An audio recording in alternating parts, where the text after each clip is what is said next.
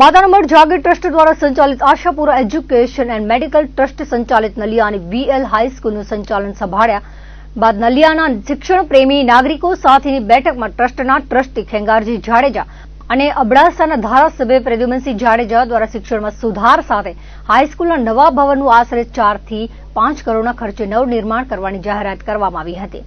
હવે શિક્ષણ વારસો ધરાવતી નલિયાની વીએલ હાઈસ્કૂલનું સંચાલન સંભાળ્યું હતું.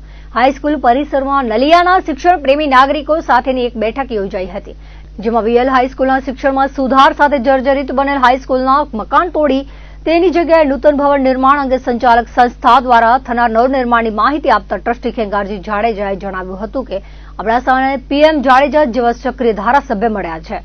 તેમના પ્રયાસોથી વીએલ હાઈસ્કૂલના સંચાલનની જવાબદારી અમારા ટ્રસ્ટ દ્વારા લેવામાં આવી છે. મૂળ નલિયાના સંઘ કાર્યકર્તા એવા હિતેશભાઈ જાનીનો આ માટે મળેલ સહકારની તેમણે નોંધ લીધી હતી.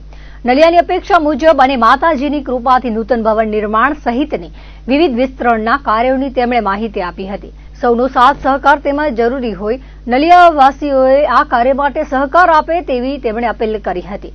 અબડાસા તાલુકો પછાતમાં ગણાય છે તે વાત તેમના દિલને ખૂંચતી હોવાનું તેમણે લાગણીસભર વાણીમાં જણાવ્યું હતું. ટ્રસ્ટ દ્વારા પશ્ચિમ કચ્છના 3 તાલુકામાં માતાના મઢ જાગીર ટ્રસ્ટ દ્વારા આરોગ્ય અને શિક્ષણ માટે થઈ રહેલા કાર્યોની માહિતી આપી હતી. ધારાસભ્ય પીએમ જાડેજા દ્વારા આપના સૌના આશીર્વાદથી તેઓ અભણ હોવા છતાં નલિયામાં સરકારી કોલેજ શરૂ કરવામાં સફળતા મળી ને હવે સરકારની 80-20 યોજનામાં વીએલ હાઈસ્કૂલના નૂતન ભવન નિર્માણ માટે સરકારમાં દરખાસ્ત કરાશે તેવું તેમણે જણાવ્યું હતું. કાર્યક્રમની શરૂઆતમાં ભૂતપૂર્વ વિદ્યાર્થી મુકેશ ભટ્ટે 1 વર્ષ પહેલા મળેલા ભૂતપૂર્વ વિદ્યાર્થીઓના સ્નેહ મિલનમાં કોલેજનો વિચાર ઉદ્ભવ્યો, જેને ધારાસભ્ય પ્રદ્યુમનસિંહ જાડેજા અને તાલુકા ભાજપના પ્રમુખ જયદીપસિંહ જાડેજાના પ્રયત્નો થકી મૂર્તિમંત બનાવાયો છે. નલિયામાં લાયન્સ ક્લબની સ્થાપના કરી આરોગ્ય ક્ષેત્રે કામગીરી શરૂ કરાઈ છે અને ગામના સ્મશાનમાં નૂતનીકરણનો પ્રોજેક્ટ પણ હાથ ધરાયો છે. ટ્રસ્ટી ખેંગારજીભાઈ જાડેજા અને ધારાસભ્ય પીએમ જાડેજા, મુકેશભાઈ મડિયાર સહિતનું શાલ ઉઢાડી સન્માન કરાયું હતું. અગ્રણી મુકેશ મડિયારે માતાના મઢની સંસ્થાના સંચાલનમાં વધુ સારી રીતે હાઈસ્કૂલનું સંચાલન થશે તે બદલ આનંદની લાગણી વ્યક્ત કરી હતી. તેમણે જયદીપસિંહ જાડેજા અને ધારાસભ્યોનો કોલેજ અને હાઈસ્કૂલ માટે મળેલા સહકાર બદલ આભારની લાગણી વ્યક્ત કરી હતી. તાલુકા ભાજપ પ્રમુખ જયદીપસિંહ જાડેજાએ તેઓ હાઈસ્કૂલમાં ભણ્યા છે અને ફરી આ શાળા ભવ્ય બનશે તેવી આશા વ્યક્ત કરી સરકારની 80-20 યોજનાનો લાભ મળે તેની તૈયારી કરાઈ રહી હોવાનું જણાવ્યું હતું.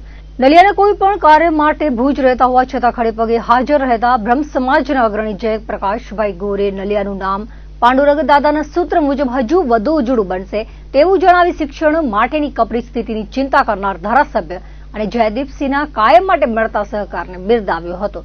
નવા ભવન માટે બજેટ અને પ્લાન એસ્ટિમેટ બનાવવા સાથે સ્ટાફને તેમણે સતત સક્રિય રહેવા અપીલ કરી હતી. સંચાલન મુકેશભાઈ ભટ્ટે અને આભાર વિધિ હરિભાઈ ચાવડાએ કરી હતી.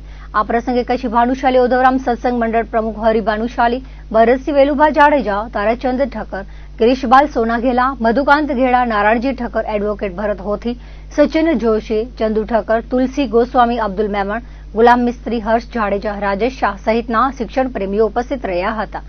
હાઈસ્કૂલના આચાર્ય પીએન રાઠોડ, રસિક યાદવે વ્યવસ્થા સંભાળી હતી.